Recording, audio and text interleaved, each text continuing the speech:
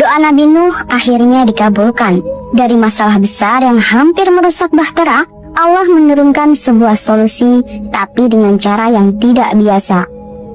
Dikisahkan dalam riwayat-riwayat Israiliyat, Allah menciptakan dua makhluk baru di dalam bahtera, yakni tikus dan babi. Tikus diciptakan untuk memakan sisa makanan yang tercecer agar tidak membusuk. Sementara babi ditakdirkan untuk memakan kotoran hewan-hewan lain yang menumpuk. Bayangkan betapa terkejutnya para penumpang kapal ketika melihat hewan itu muncul untuk pertama kalinya. Seekor hewan aneh, tubuhnya kekar, moncongnya seperti siap mengais tanah, dan sifatnya rakus luar biasa.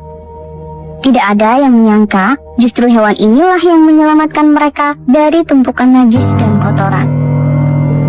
Hari-hari pun berlalu, babi mulai melakukan tugasnya. Semua kotoran yang menumpuk habis dilahap tak tersisa. Bau yang tadinya menusuk berangsur hilang. Bahtera yang tadinya nyaris berubah menjadi sumber penyakit kembali bisa dihuni dengan lebih tenang. Disinilah kita melihat kebijaksanaan Allah Subhanahu wa Ta'ala. Setiap ciptaan, meski tampak hina, memiliki fungsi tertentu.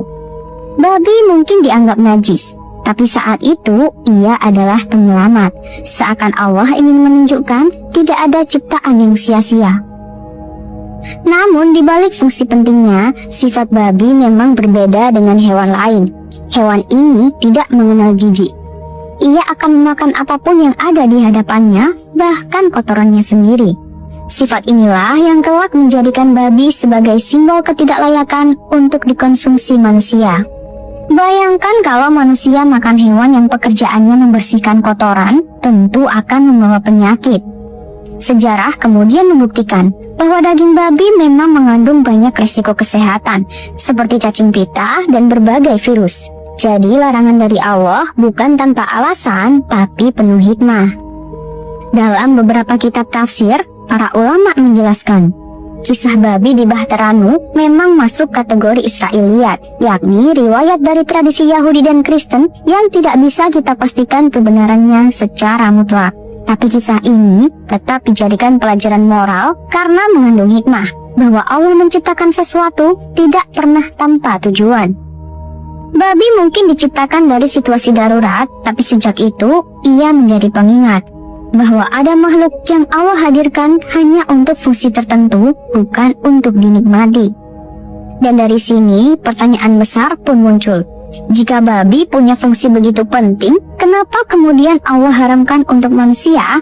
Apakah larangan ini hanya soal kesehatan atau ada makna yang lebih dalam? Jawabannya akan kita temukan dalam bab berikutnya.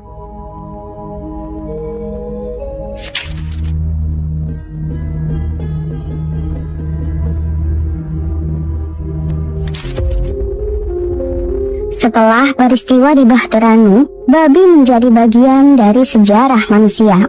Tapi yang menarik, hampir semua agama samawi, Islam, Yahudi, dan bahkan tradisi awal Kristen memiliki pandangan khusus tentang hewan ini. Dalam tradisi Yahudi, larangan memakan babi tertulis jelas dalam kitab Taurat. Di dalam kitab Imamat pasal 11 disebutkan, babi memang berkuku belah, tetapi tidak memamah biak, haram bagimu. Artinya, bagi orang Yahudi, babi bukan sekadar hewan kotor, tapi juga simbol ketidaktaatan. Sampai hari ini, umat Yahudi yang taat tidak